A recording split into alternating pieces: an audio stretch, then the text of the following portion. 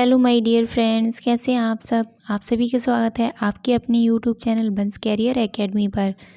तो चलिए आज हम लोग क्वेश्चन करेंगे ज्योग्राफी से।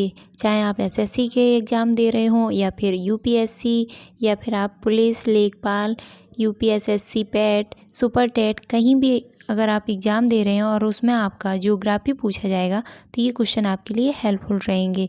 तो चलिए दोस्तों स्टार्ट करते हैं हम लोग क्वेश्चन नंबर फर्स्ट क्वेश्चन है दोस्तों, तारामंडल सप्तऋषि को पश्चिम निवासी किस नाम से जानते हैं। तो तारामंडल सप्तऋषियों को पश्चिम निवासी किस नाम से जानते हैं। राइट आंसर होगा दोस्तों ऑप्शन नंबर बी, बिग डिप्टर के नाम से।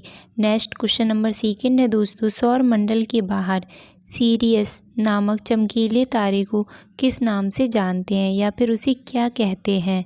तो राइट आंसर होगा दोस्तों आपको ऑप्शन नंबर ए, डॉग स्टार। डॉग स्टार कहते हैं सौर मंडल के बाहर सीरियस नामक चमकीले तारे को।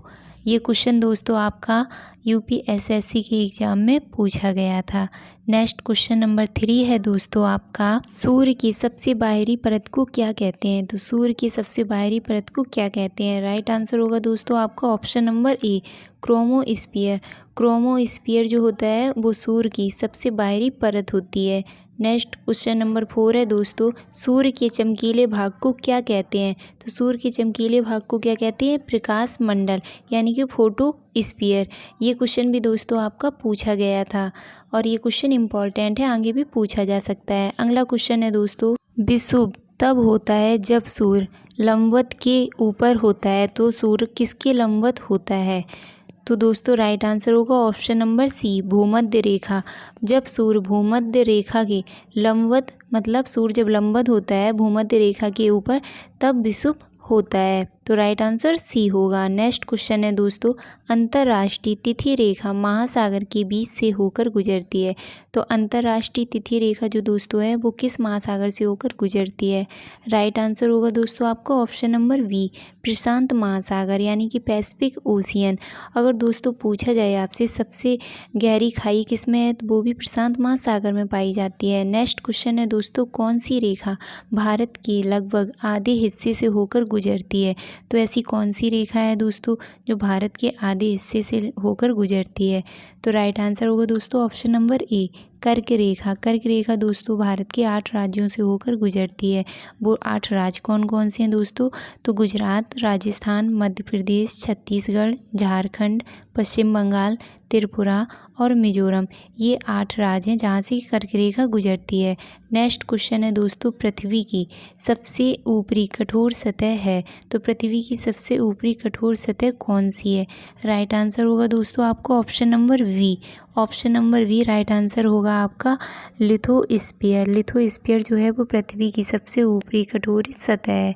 नेक्स्ट क्वेश्चन नंबर 9 है दोस्तों, भारत में सबसे छोटा दिन कब होता है। तो भारत में सबसे छोटा दिन कब होता है।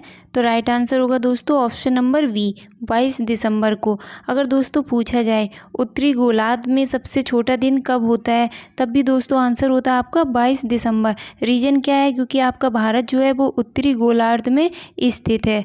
तो यहाँ से दोनों क्वेश्चन पूछे जाते हैं। नेक्स्ट क्वेश्चन है दोस्तों, पृथ्वी की भूपर्पाटी का आधा हिस्सा किस खनिज से बना है। तो पृथ्वी का भूपर्पाटी का जो आधा हिस्सा है वो किस खनिज से बना हुआ है। तो राइट आंसर होगा दोस्तों आपका option number B, fold spur से। फोल्ड स्पर से दोस्तों भूपर्पाटी यानी कि पृथ्वी की भूपर्पाटी का आधा हिस्सा बना हुआ है। नेक्स्ट क्वेश्चन है दोस्तों, कौन सा तत्व पृथ्वी की पर्पाटी का द्रव का 46.6% है। तो दोस्तों आपका आंसर होगा option number C, oxygen. Oxygen दोस्तों पृथ्वी की पर्पाटी द्रव में 46.6% पाया जाता है। इसका संकेत दोस्तों O होता है, परमाणु क्रमांक इसका 8 होता है। नेक्स्ट क्वेश्चन है दोस्तों, ज्वालामुखी से निकले पिघले लावा के ठोसीकरण से बनी चट्टान किसका उदाहरण है। तो जो पृथ्वी से जो ज्वालामुखी होती है ना पृथ्वी में, उससे ज्वालामुखी से निकले हुए लावा के ठोसीकरण से जो चट्टान बनती है दोस्तों वो किसका उदाहरण होती है। तो राइट आंसर होगा दोस्तों आपको ऑप्शन नंबर सी, बेसाल्ट चट्टान का उदाहरण होती है। और दोस्तों जो इसमें ये कप वाला हिस्सा बन रहा है ज्वालामुखी पे, ये इसको हम लोग क्रेटर बोलते हैं। नेक्स्ट क्वेश्चन है दोस्तों आपका, दोआब क्या होता है? तो दोआब क्या होता है दोस्तों? तो दोआब किसे कहते हैं? राइट आंसर होगा ऑप्शन नंबर सी, दो नदियों के बीच की भूमि। दो नदियों के बीच की भूमि दोस्तों दोआब कहलाती है। नेक्स्ट क्वेश्चन है दोस्तों, वायुमंडल की सबसे निचली परत को क्या कहते हैं? तो जो अपनी वायुमंडल होती है दोस्तों, उसकी सबसे नीची वाली जो परत होती है उसको क्या कहते हैं? तो राइट आंसर होगा दोस्तों आपका ऑप्शन नंबर ए, ट्रोपोस्फियर। ट्रोपोस्फियर मतलब क्षोभ मंडल। क्षोभ मंडल कहते हैं जो सबसे नीची परत होती है। अगला क्वेश्चन है दोस्तों, पृथ्वी के वायुमंडल की किस परत में ओजोन की परत होती है? तो दोस्तों आपका आंसर होगा ऑप्शन नंबर बी, समताप मंडल में। समताप मंडल में दोस्तों ओजोन की परत पाई जाती है। और दोस्तों ओजोन जो होती है, ओजोनो परत, वो दोस्तों हम लोगों को त्वचा कैंसर हो जाता है उससे रक्षा करती है न, क्योंकि दोस्तों जो हानिकारक किरणें होती हैं, पराबैंगनी किरणें, उनसे बचाती है ओजोन परत। नेक्स्ट क्वेश्चन है दोस्तों, ब्रह्मांड के अध्ययन को क्या कहा जाता है? तो ब्रह्मांड के अध्ययन को क्या कहते हैं दोस्तों? Cosmology. Option number B right answer हो जाएगा दोस्तों, कॉस्मोलॉजी ब्रह्मांड के अध्ययन को कहते हैं। नेक्स्ट क्वेश्चन है दोस्तों, विश्व के महासागरों में किस महासागर का सबसे चौड़ा महाद्वीप शेल्फ है? तो विश्व के जो महासागर हैं दोस्तों, उनमें से ऐसा कौन सा महासागर है जिसका सबसे चौड़ा महाद्वीप शेल्फ है? तो राइट आंसर होगा दोस्तों आपका ऑप्शन नंबर ए, आर्कटिक महासागर का। आर्कटिक महासागर का दोस्तों सबसे चौड़ा महाद्वीप शेल्फ है, जैसा कि आप लोग पिक में देख भी पा रहे हैं। अगला क्वेश्चन है दोस्तों आपका, सूर्य की सबसे ऊपरी परत को क्या कहते हैं? तो सूर्य की सबसे ऊपरी परत को क्या कहते हैं दोस्तों? तो राइट आंसर होगा ऑप्शन नंबर ए, कोरोना। कोरोना जो होती है वो सूर्य की सबसे ऊपरी परत होती है दोस्तों। जो इसमें प्रकाश ये तरंग निकल रहे हैं ना, इस पे जो आसपास जो लेयर बन रही है उसको कोरोना कहते हैं। नेक्स्ट क्वेश्चन है दोस्तों आपका, एशिया के सबसे बड़े मरुस्थल को क्या कहते हैं? या फिर कह सकते हैं एशिया के सबसे बड़े मरुस्थल का क्या नाम है? तो राइट आंसर हो जाएगा दोस्तों आपका ऑप्शन नंबर ए, गोबी मरुस्थल। अगर दोस्तों यहाँ से आपसे ये पूछा जाए कि दक्षिण एशिया का सबसे बड़ा मरुस्थल क्या है, तो दोस्तों आपका ऑप्शन नंबर बी हो जाता है राइट आंसर, थार मरुस्थल। नेक्स्ट क्वेश्चन है दोस्तों आपका, विश्व की सबसे लंबी भूमि सीमा किन देशों के बीच है?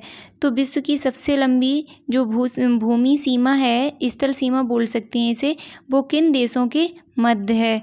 तो राइट आंसर होगा दोस्तों आपका ऑप्शन नंबर डी, कनाडा और यूएसए के मध्य। अगला क्वेश्चन है दोस्तों आपका, उत्तरी गोलार्ध में वर्ष का सबसे लंबा दिन होता है?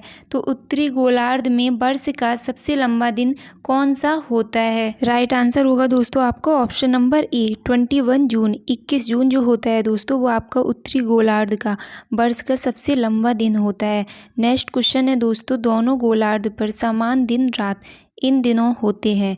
तो जो दोनों गोलार्ध होते हैं, उत्तरी गोलार्ध और दक्षिणी गोलार्ध, उसमें दिन और रात की अवधि कब समान होती है, मतलब इक्वल होती है? तो राइट आंसर होगा आपका ऑप्शन नंबर ए, 21 मार्च और 23 सितंबर, यानी कि 21 मार्च और 23 सितंबर को दिन और रात की अवधि इक्वल होती है।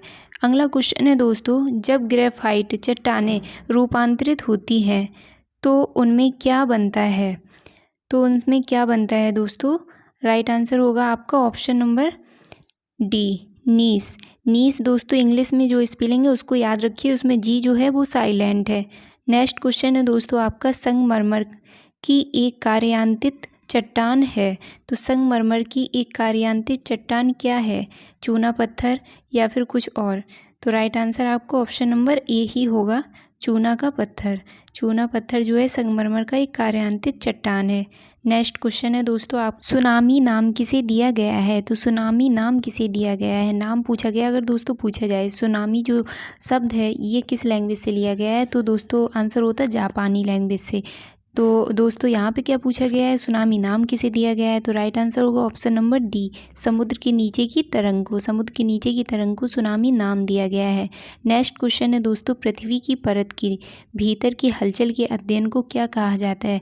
पृथ्वी के भीतर मतलब पृथ्वी के अंदर की परत, मतलब जो धरातल में नीचे की जो हलचल होती है उसके अध्ययन को क्या कहते हैं? तो राइट आंसर होगा दोस्तों आपका ऑप्शन नंबर ए, भूकंप विज्ञान। भूकंप विज्ञान कहते हैं पृथ्वी के भीतर की हलचल के अध्ययन को। नेक्स्ट क्वेश्चन है दोस्तों आपका, रिंग ऑफ फायर ज्वालामुखी पर्वतमाला सामान्यतः कहाँ पाया जाता है? तो रिंग ऑफ फायर ज्वालामुखी पर्वतमाला कहाँ पाया जाता है दोस्तों? राइट आंसर होगा आपका ऑप्शन नंबर बी, प्रशांत महासागर पैसिफिक ओशियन में पाया जाता है रिंग ऑफ फायर ज्वालामुखी। और ये दोस्तों विश्व का सबसे बड़ा और सबसे गहरा ओशियन है आपका प्रशांत महासागर। नेक्स्ट क्वेश्चन है दोस्तों आपका, महाद्वीप के छोर पर समुद्र की सतह के नीचे जलमग्न भू क्षेत्र यानी कि समुद्र अभिमुखी ढलान को क्या कहा जाता है? तो उसे क्या कहते हैं दोस्तों? राइट आंसर होगा आपका ऑप्शन नंबर ए, महाद्वीपी शेल्फ। महाद्वीपी शेल्फ कहते हैं पृथ्वी के छोर पर समुद्र की सतह के नीचे जलमग्न भू क्षेत्र को। तो ये क्वेश्चन दोस्तों इम्पॉर्टेंट है और ये 2 बार क्वेश्चन देखा गया है आपका।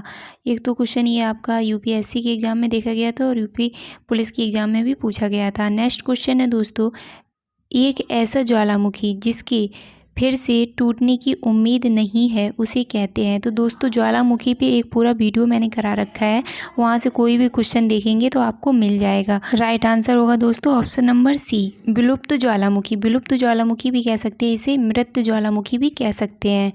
तो राइट आंसर सी होगा। नेक्स्ट क्वेश्चन है दोस्तों आपका, उस भू आकृति को क्या कहते हैं जो पृथ्वी में विभ्रंश के कारण बनती है तथा जिसके कारण एक सतह दूसरी सतह के नीचे लगी रहती है? तो लगी रहती है या फिर चली जाती है, एक ही बात है। तो इसका आंसर होगा दोस्तों ऑप्शन नंबर ए, विभ्रंश घाटी।